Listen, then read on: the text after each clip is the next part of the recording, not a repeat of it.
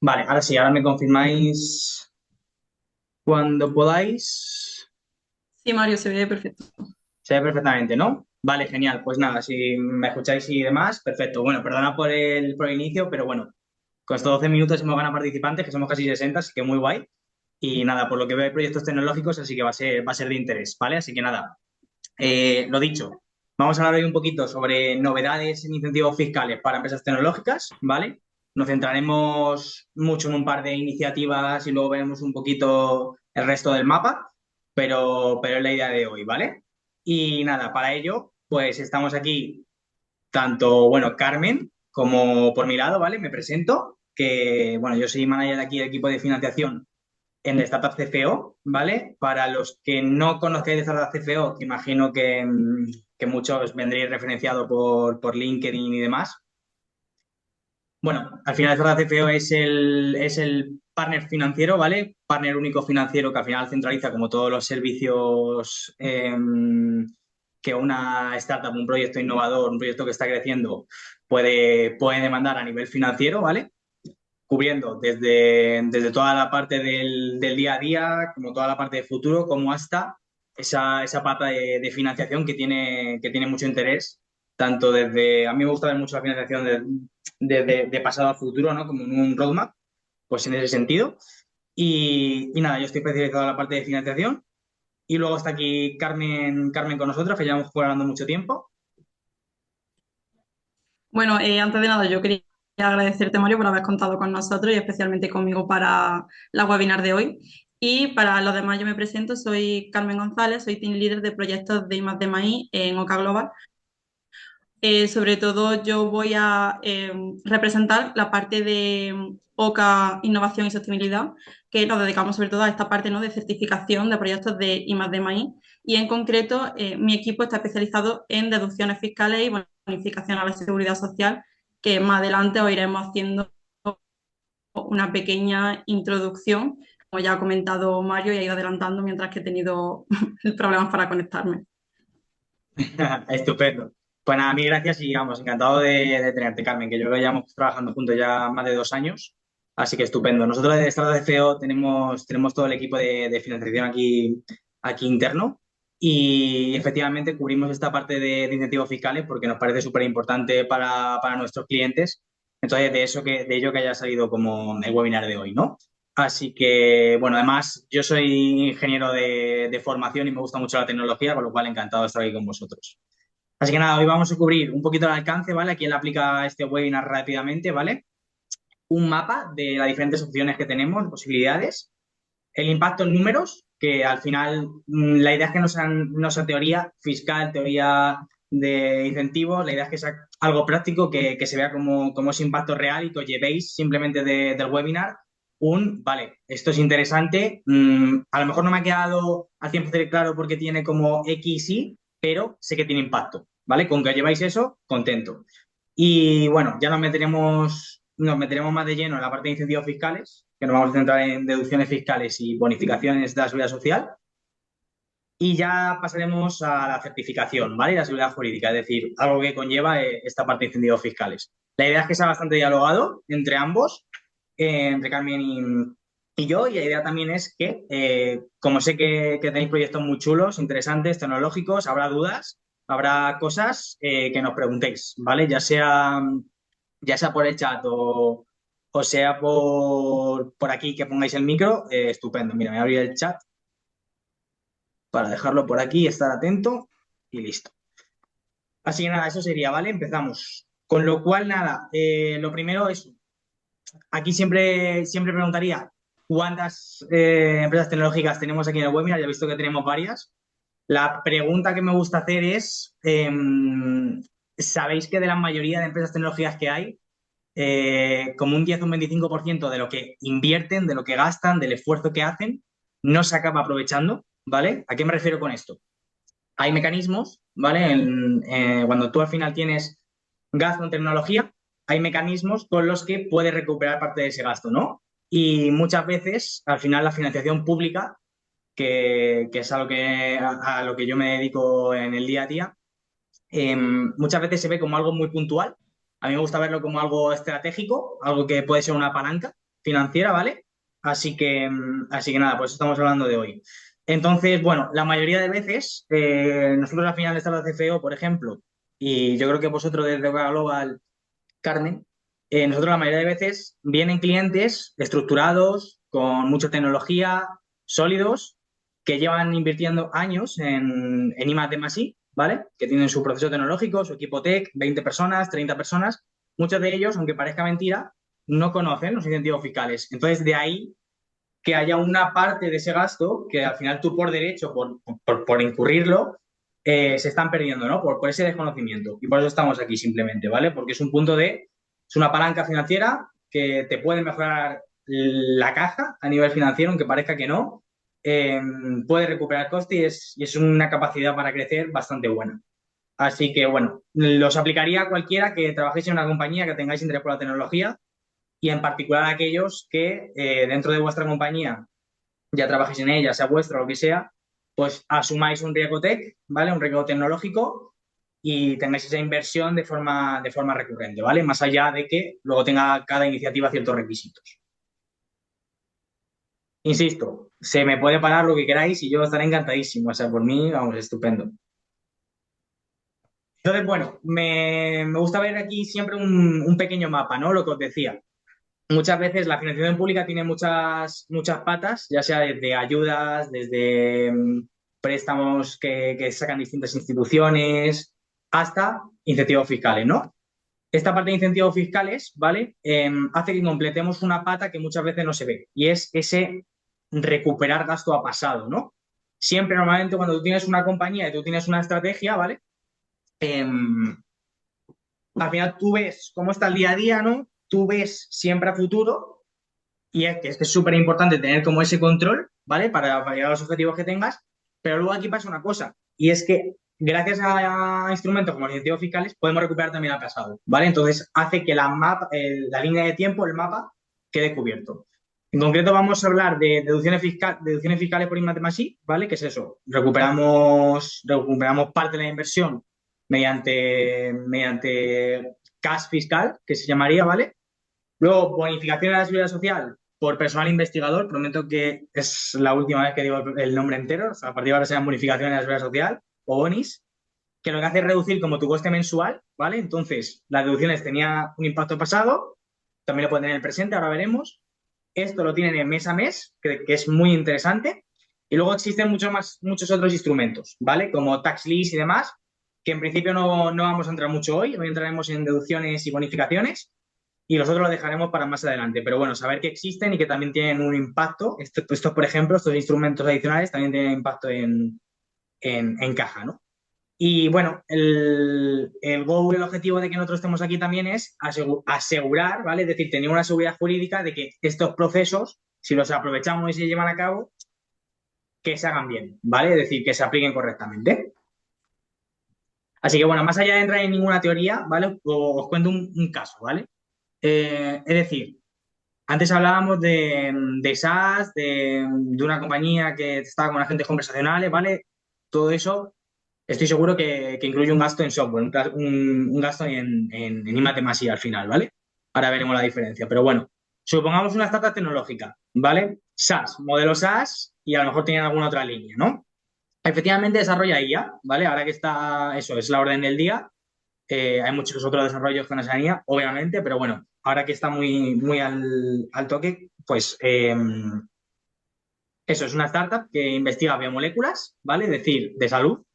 Claramente va a tener un carácter tecnológico importante y probablemente sea I+D, que lleva desde el 2021, tiene su propio equipo interno, ¿vale? Tiene bastante gasto y luego cumple con sus obligaciones, ¿no? Presenta su impuesto de sociedades y no tiene nada extraño, ¿vale? Es decir, nada que difiera como una sociedad normal. Vale, pues aquí voy a poner un par de casos. Sin entrar todavía en materia y demás, voy a separar en dos, ¿vale? Lo que sería innovación tecnológica y más de momento, con saber que innovación tecnológica genera, ¿vale? Estos incentivos fiscales, genera un ahorro un poquito menor que I+D, nos valdría, ¿vale? Entonces, Mira, justo lo que decía Dani por el chat. Si queréis ir poniendo casos, estupendo, porque así los podemos ver si los habéis aplicado, si no y demás, ¿vale? O sea que estupendo, lo podemos hacer al final, lo podemos hacer sobre la marcha, yo encantado. Entonces, en este caso, tenemos una compañía, ¿vale? Que ya está constituida desde 2021, viene invirtiendo bastante fuerte. Tiene un gasto en 2025, TEC, ¿vale? De 500.000 euros. En 2026 va incrementando 1 millón, 2027 1,5 millones, 2028 2 millones. Y su plantilla igual va creciendo, ¿vale? Es decir, podría ser típica startup que va levantando ronda para invertir muchísimo en tecnología y poder crecer rápido, ¿vale?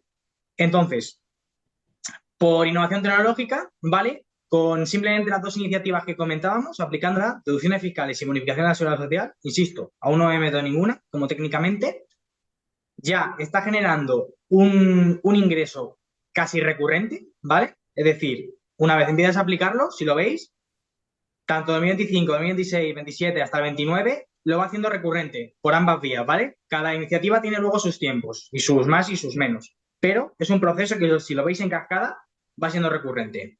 ¿Por qué pongo esto de primeras? Porque, bueno, obviamente, al final aquí esto también tiene mucha teoría fiscal. Simplemente quiero que os quedéis con, oye, yo si de 2025 a 2028 en este proyecto, por ejemplo, que es Capital Intensive, porque está desarrollando I+D, ¿vale? Biomoléculas, es una empresa de health, es decir, invierte bastante. Eh, si yo tengo un proyecto de este estilo, invierto 5 millones, por ejemplo, por el escenario, el worst escenario, que siempre es un escenario bueno porque estás invirtiendo en tecnología, ya te ahorras como 600.000 euros. 600.000 euros en 3 4 años. Si no conoces esta iniciativa, el runway, es decir, los meses con los que puedes sobrevivir con esto, en muchas startups puede ser la diferencia entre continuar desarrollando y morir. Literalmente, o sea, por experiencia, por haberlo visto. Y luego en I+D, como en mejor escenario, más de 1 millón de ahorro en un proyecto de 5 millones, ¿no? Eh, o sea, si no conoces al final los procesos, puede resultar difícil de creer, pero es así. Entonces, bueno, yo creo que el impacto se ve y demás. Bueno, yo voy a entrar hablando un poco, siguiendo lo que comentaba Mario. Él está hablando de I+D y T, pero ¿qué es exactamente un proyecto de investigación y desarrollo y uno de innovación tecnológica? Ya que para articular una estrategia fiscal sólida, el primer paso siempre es discernir entre investigación y desarrollo e innovación tecnológica y así saber qué es realmente el proyecto que tiene tu empresa entre manos. La principal diferencia radica en el grado de la novedad y el riesgo tecnológico asumido. Es decir, mientras que en investigación y desarrollo la novedad es objetiva, es decir, es una novedad completamente nueva para el sector o el mercado a nivel mundial, en innovación tecnológica se basa más en una novedad subjetiva, es decir, es nueva para la empresa, un avance relativo en la situación previa que tenía. Además, el riesgo, mientras que en innovación, en investigación y desarrollo tiene un alto grado de incertidumbre técnica, porque no existe, entonces no se puede demostrar que vaya a ser viable. En innovación tecnológica el riesgo es a nivel comercial, es decir, un riesgo de implementación, pero no llega a ser un riesgo que tenga una incertidumbre real. En cuanto al avance, en I+D, el nuevo genera un nuevo conocimiento científico o tecnológico a nivel sectorial, como ya decía, es decir, es inédito y completamente disruptivo. Mientras que en innovación tecnológica es una mejora sustancial o un pequeño avance en los procesos existentes de la empresa, pero no es algo que no exista en el mercado. Un ejemplo así más sencillo, siguiendo por el tema de los TIC, mientras un I+D sería un nuevo teorema, un nuevo algoritmo o un nuevo sistema operativo, en un IT, es decir, innovación tecnológica, serían nuevas funcionalidades o mejoras sustanciales de lo que ya existía previamente en la empresa. Y ya con esto doy paso también a Mario, que va a seguir con la parte de deducciones fiscales, ya entrando más en detalle de lo que serían estos proyectos. Vale, estupendo. Sí, no sé si alguno tenéis diferencia, por ejemplo, vuestro proyecto, si es I+D o es IT. No sé si alguno tenéis la diferencia, si ya lo habéis estudiado, si no. Seguramente los que seáis I+D lo tengáis un poco más claro por la parte técnica, entonces creo que puede ser chulo si me comentáis.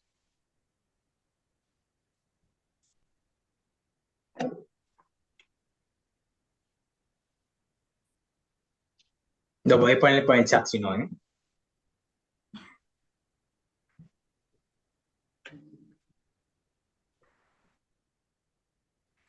Vale, vale, sin problema. Ok, pues seguimos. Seguimos. Pero vamos, básicamente eso.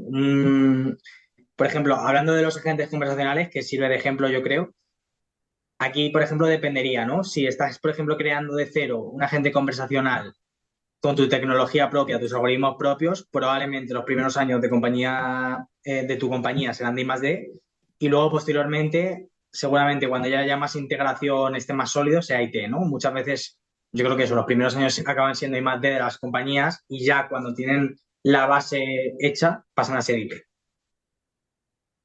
Vale, pues nada, pasamos eso a las deducciones fiscales, ¿vale? Ya os digo, nos vamos a centrar en deducción fiscal por actividades de I+D o IT y luego en bonis, bonificaciones de la seguridad social. Así que no sé si alguno ya viene aplicando estas iniciativas. Eso sí, sí que nos interesa saberlo. Con que pongáis por el chat, perfecto.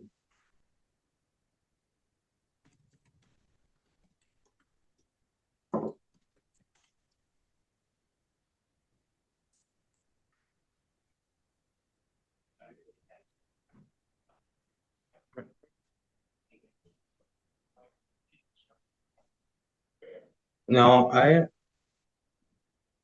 Sí. Vale, vale, sin problema. Sin problema, ok. Pues nada, os cuento un poquito. Bueno, sobre deducción fiscal, ¿vale?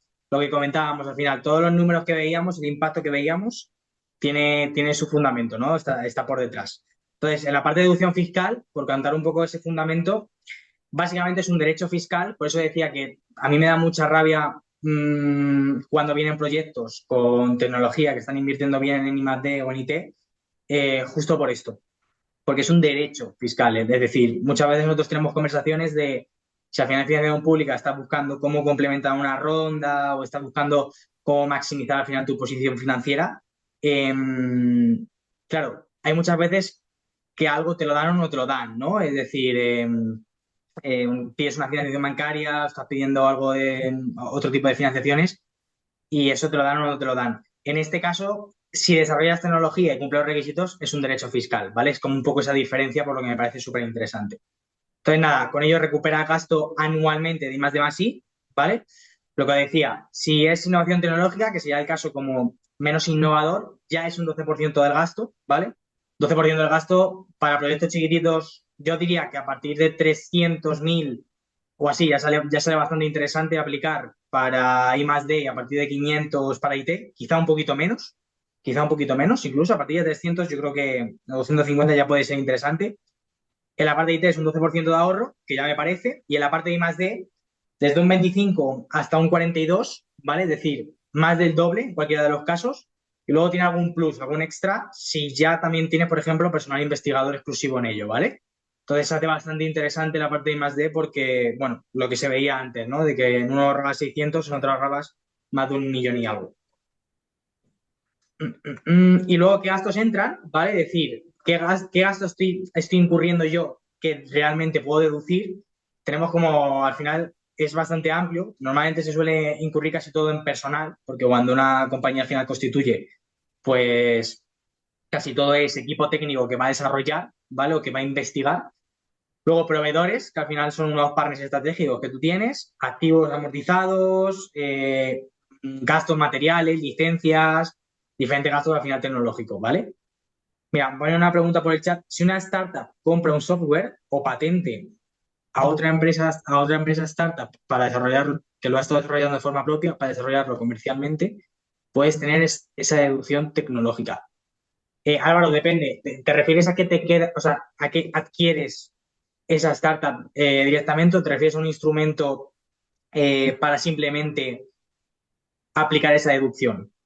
¿Vale? Es decir, tú te acabas quedando esa startup, acabas adquiriéndola y empiezas a tener la parte comercial y la parte operativa, o simplemente es para intentar aprovechar la deducción porque tiene ese gasto.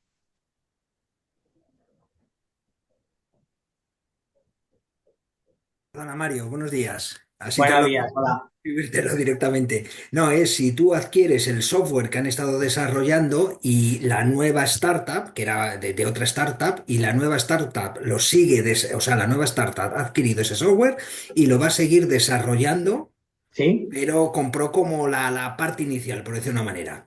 Sí, Y luego la nueva startup, por las razones que sea, lo va a seguir desarrollando y lo va a comercializar. La vale. pregunta era si también si se podría coger esas deducciones. Muchas Sí, gracias. vale, estupendo, Álvaro, genial. Es que aquí ya te digo, es un mundillo, entonces cada cosa te deriva como otro caso, ¿no?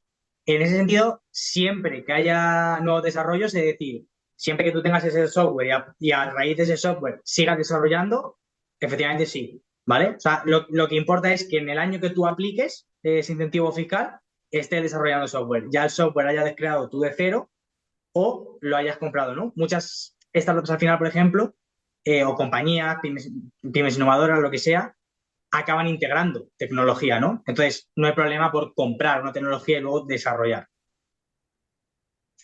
Vale, pues eso en cuanto a la parte ya os digo, porque luego el otro caso que comentabas es un poquito más concreto. Eso en cuanto a la parte de deducción fiscal, ¿vale? Y habría un par de vías de aplicación, ¿vale? Aquí depende mucho, ¿no? Como al final es fiscal, hay dos vías, dependiendo de si tienes el resultado del ejercicio negativo o positivo. Cuando hablamos de startups, ¿vale? O empresas que están empezando, normalmente en los primeros años su resultado es negativo, ¿no? No dan beneficios todavía, es lo más normal, es el objetivo de la compañía inicialmente porque lo que quieren es crecer y se invierte mucho. Ok, de aquí que sea interesante ese tipo de iniciativa, ¿vale? Porque en una compañía justo que quema mucho dinero, que está invirtiendo mucho dinero, poder tener ese pulmón, por así decirlo, de esta vía puede ser interesante. Entonces, cuando sí tiene resultado positivo, se aplica directamente la cuota de impuestos de sociedades, ¿vale?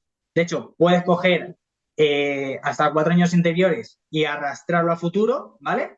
Es decir, aunque tú, por ejemplo, desarrollas en 2022, 2023, si vienes ahora y dices, vale, quiero recuperar ese gasto, puedes, ¿vale? Puedes recuperar ese gasto y puedes aplicarlo hasta 18 años después, ¿vale?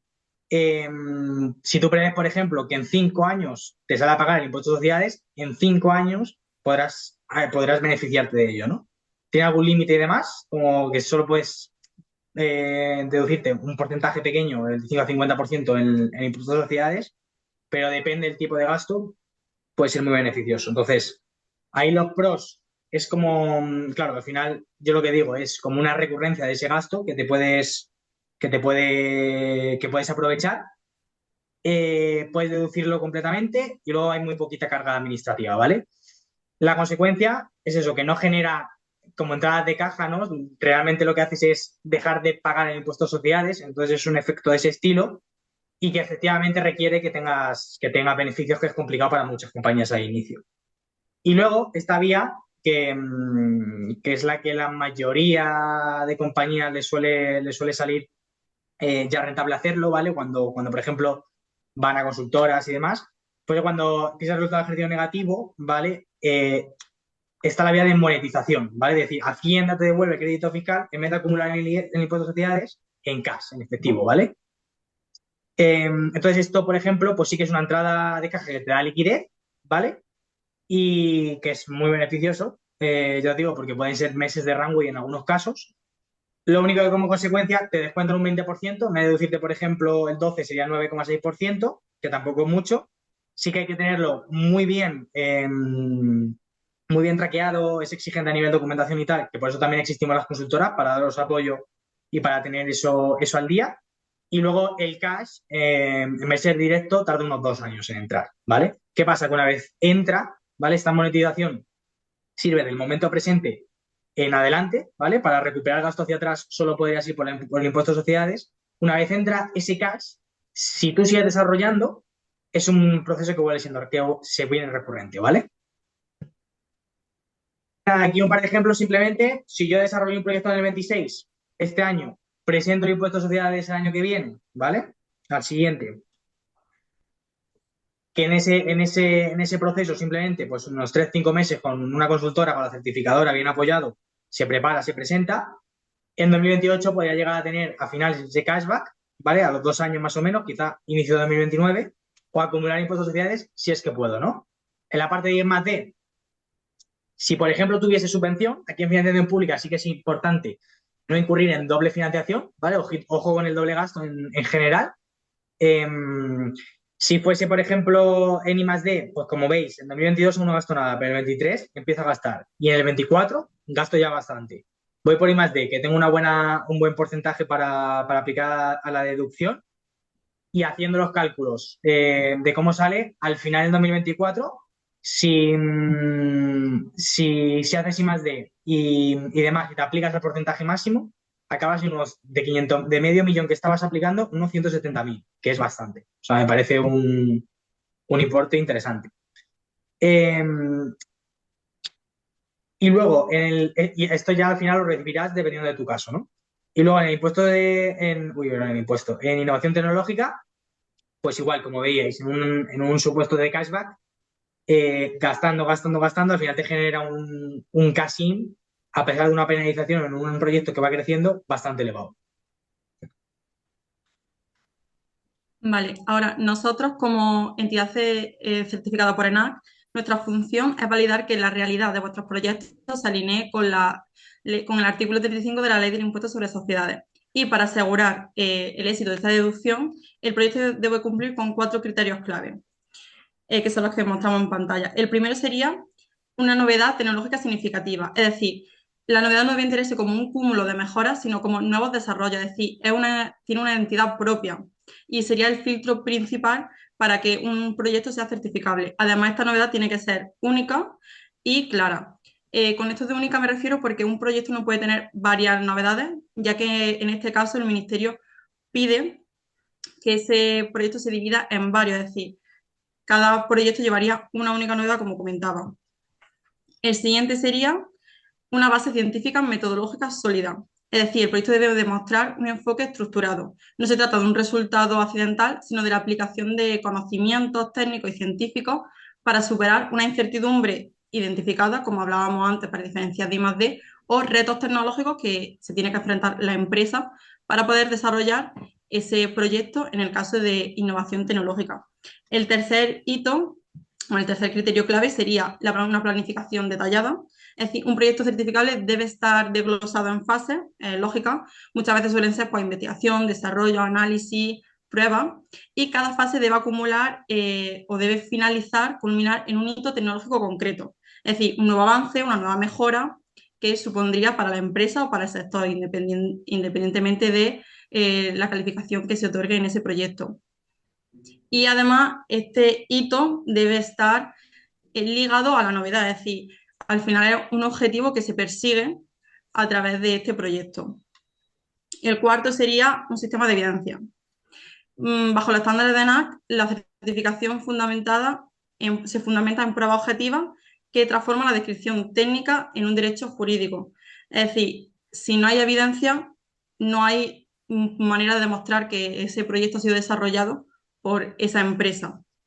Aquí, aunque sé que parece que puede ser muy tedioso, entra sobre todo el factor clave de las consultoras, que son quienes suelen ayudar o quienes dan apoyo para poder recopilar toda esta información para que una vez que ese proyecto esté finalizado, no tengáis que morir en el intento de poder recopilar toda esa evidencia. Lo siguiente, voy a hablar un poco de cómo sería el proceso de certificación.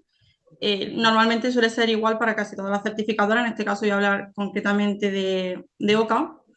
Sé que antes de empezar, que va a parecer un proceso larguísimo, pero normalmente, como comenté, suelen ser 60 días, una certificación media, pero incluso pueden tener una media aún menor para poder certificar un proyecto completo.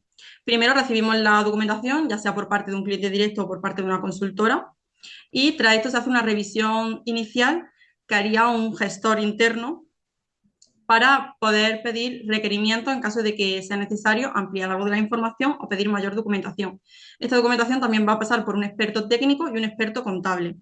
El experto técnico va a ser una persona que esté especializada en el campo del proyecto y el experto contable haría la parte de gasto, que es toda la que sobre todo se está centrando Mario en cuanto a la parte que se puede deducir y qué no. En cambio, el experto tiraría más por ver esa calificación de ese proyecto y poder estudiar la novedad, los objetivos, los avances que se están desarrollando.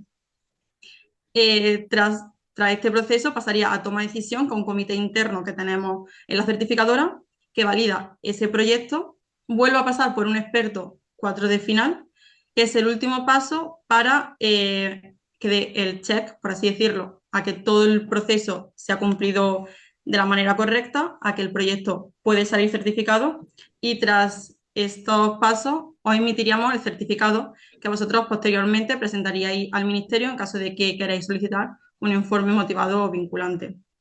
Como os decía, parece un proceso muy largo y muy tedioso, pero que no es así. En 2 meses perfectamente podríais tener un certificado de un proyecto en el que lleváis trabajando años. Y os doy paso a Mario, que va a hablar ahora de las bonificaciones, que sería Sí, el otro incentivo fiscal.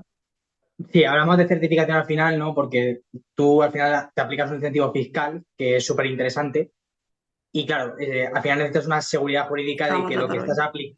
de lo que estás aplicando, lo que te estás reconociendo, ¿no? Tiene una veracidad. Entonces, de ahí el rol súper importante de las certificadoras. O sea que sí. Vale. Y nada, luego vamos a hablar del segundo proceso de hoy, ¿vale? Prometo que no hay más, no estoy entrando en leyes ni nada del estilo, o sea, bonificación de la seguridad social por personal investigador, ¿vale? ¿Vale? Que básicamente igual, viene siendo un incentivo regulado igual, que lo que hace es que te permite bonificarte el 40% de las contingencias comunes del personal. ¿Qué es esto? ¿Vale? Hablando en palabras normales, al final, haciendo números, 1 de cada 10 empleados te acaba saliendo gratis en un equipo de tecnología más o menos, haciendo una aproximación. Es un proceso que te genera un ahorro mensual en el coste laboral, ¿vale? Es decir, te reduce esa quema de caja que muchas veces pues es muy difícil de controlar, ¿no?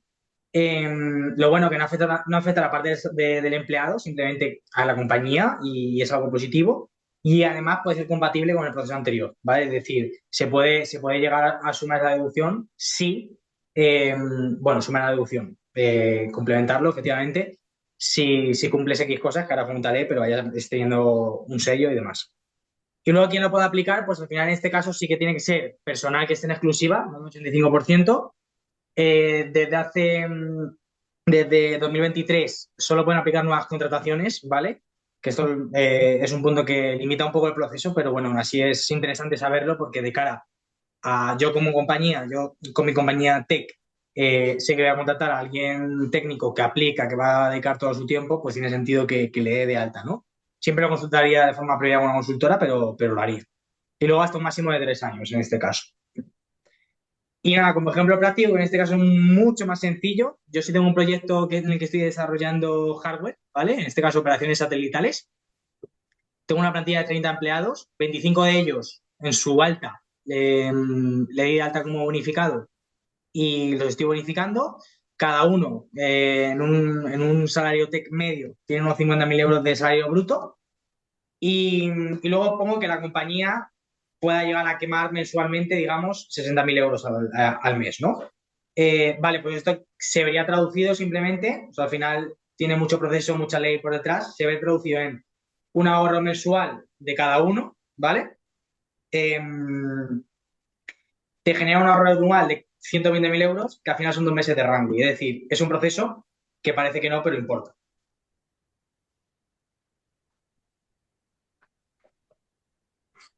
Vale. Yo aquí quería comentar que o sea, a partir de 10 investigadores, la bonificación es completamente obligatoria y se aplicaría a investigadores que se dediquen en exclusiva a actividades de I+D+I. Es verdad que la ley permite un 15% de tareas colaterales, pero tienen que estar también relacionadas con esta actividad I+D+I que pueden ser formación, divulgación, gestión estratégica, etc. etcétera. Luego, para bonificarse tienen que cumplir unos requisitos, condiciones laborales que ya ha comentado Mario por encima y todo esto se justificaría a través de un soporte documental, que sería la evidencia, y un control que hace referencia al control horario de cada uno de los investigadores, para poder verificar, como comentaba, que se dedica un 100% a estas tareas de I+D+I. Y después pasaría como he hecho antes, un poco explicaros el proceso de las bonificaciones a la seguridad social. En este caso también suelen ser como mucho 2 meses, aunque normalmente es menos porque trabajamos con un tiempo más limitado. Como antes, recibimos esa documentación por parte del cliente o por parte de la consultora y tiene una revisión inicial y aunque aquí no viene reflejado, también estaría la revisión del experto técnico especializado en el campo de cada uno de los proyectos que presenta ese expediente de bonificaciones y el experto contable. Aquí lo hemos puesto como preauditoría, pero normalmente en interno lo llamamos como fase 1, que es una pequeña reunión con recursos humanos de la empresa. Simplemente es para verificar que la información concuerda entre vosotros y nosotros y así evitar problemas a lo largo del proyecto y de la evaluación. Luego iríamos a auditoría, que lo mismo es también una pequeña reunión. En ella entrevistaríamos a los investigadores y aparte del personal no investigador, que en este caso sería pues el CEO o el team leader de alguno de estos investigadores, etcétera. En la postauditoría tendríamos la revisión interna de toda la documentación para ver que todo está correcto. Se haría el informe motivado, el informe que luego presentaríais a certificar y pasa por toma de decisión, que en este caso no hay un experto después. Toma de decisión verifica que todo el informe esté correcto y una vez que tengamos este informe o modelo D, os lo emitiríamos a vosotros para que podáis subirlo al ministerio. Eso es. Al final, todo este proceso también, que son nombres que uno no conoce, que parecen como súper cargados, son bastante ágiles y también yo creo que ahí está como el valor añadido de personas y de equipos que lo conozcan y que te acompañen, ¿no? Porque a veces pues, puede resultar a chino literalmente y ahí es Sí, diferencia. exactamente. Y nada, bueno, y esto lo cuento un poco porque, bueno, ya conociendo deducciones y bonificaciones, sí que es verdad que si los aplicas, hay que aplicarlos bien, ¿no? Porque si no, también pues tiene su riesgo, ¿no? Entonces, por ejemplo, se puede aplicar deducciones fiscales y activarte gasto de más de más I. Esto es una pregunta que me sale mucho, ¿vale? En base a experiencia y hay que diferenciar aquí como la parte fiscal de la parte contable, ¿no?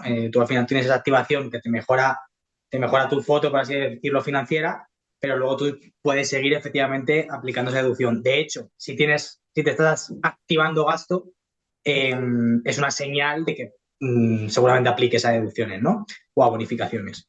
Luego, las deducciones y subvenciones, lo que decía, hay que estar muy al día de la doble financiación, sobre todo si son proyectos de I+D, es decir, que no se subvencione lo mismo.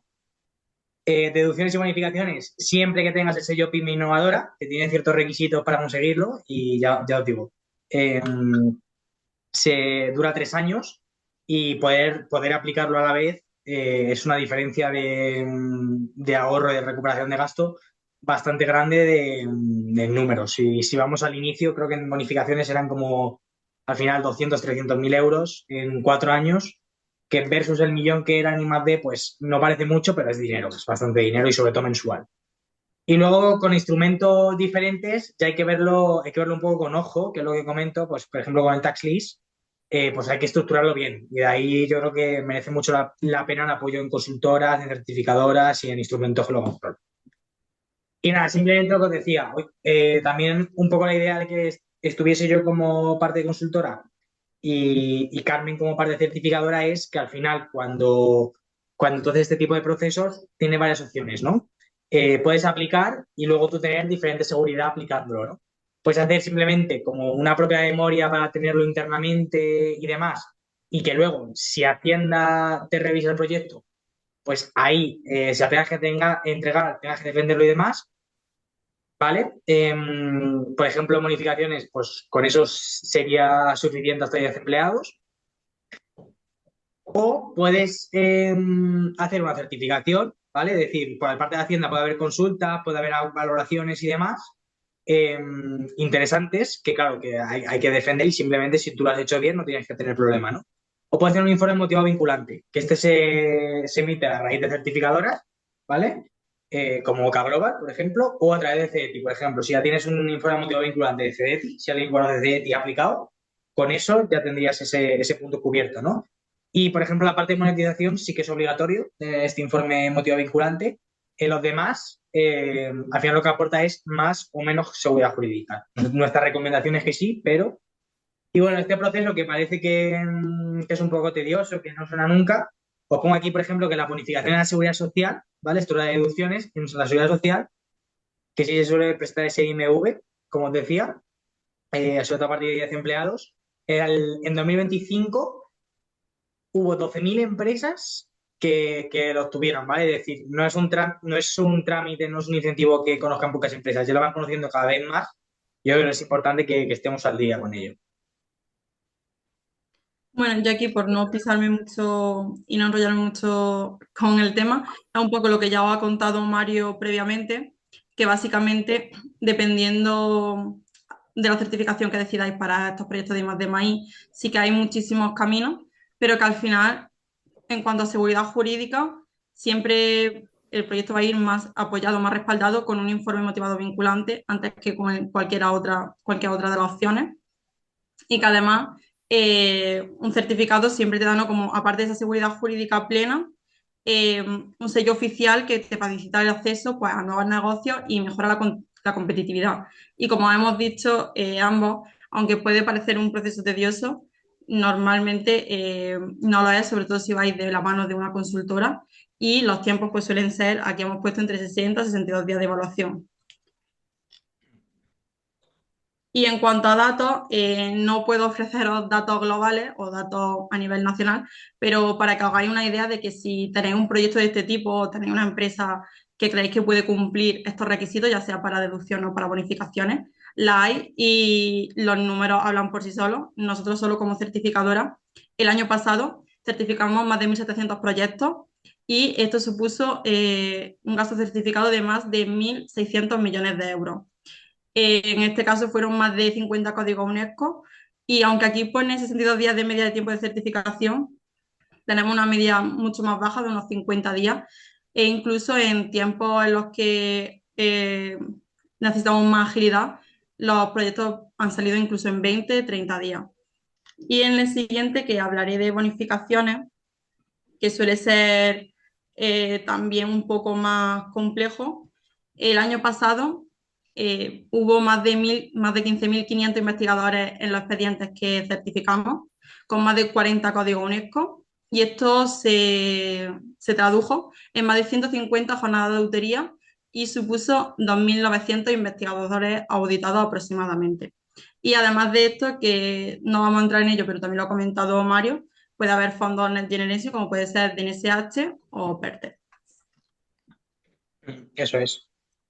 Sí, y bueno, aquí al final, pues lo que comentamos, yo creo que este tipo de iniciativas, ¿vale? De financiación pública, es bueno aprovecharlas. Yo creo que para toda compañía, cada poco tiempo, cada 3, 6 meses, es bueno revisar su estrategia de financiación en general, ya esté empezando o esté un poquito más avanzada, sobre todo si tiene carácter tecnológico, ¿no? Y tener una buena estrategia, un buen roadmap, yo creo que es fundamental, ¿no? Y cualquier iniciativa que podáis aprovechar, ya sean deducciones o bonificaciones, genial. Ya digo que la colaboración entre nosotros, entre ambos, ya viene de varios años atrás, que la verdad que va súper bien. Creo que es un win-win triple, como pongo aquí, entre cliente, consultora, certificadora, de al final la consultora te aporta ese seguimiento, esa estrategia de financiación, ya sea de esto como de otro, ¿no? Muchas veces también viendo este tipo de procesos identificas otras iniciativas, la certificadora te aporta toda esa experiencia tecnológica, esa validez, esa seguridad, y luego el cliente aporta su tecnología bueno, y generamos como ese impacto hacia adelante, ¿no? Todos juntos, que yo creo que es un poco el objetivo. Entonces, bueno, no sé si tenéis alguna duda, queréis contar vuestro caso, thoughts en general, lo que queráis, que tenemos ahí 5 minutillos, pues nos decís. Ya os digo, puede ser por el chat o por micro. Mucha gente para pocas dudas, ¿eh? No me cuadra mucho.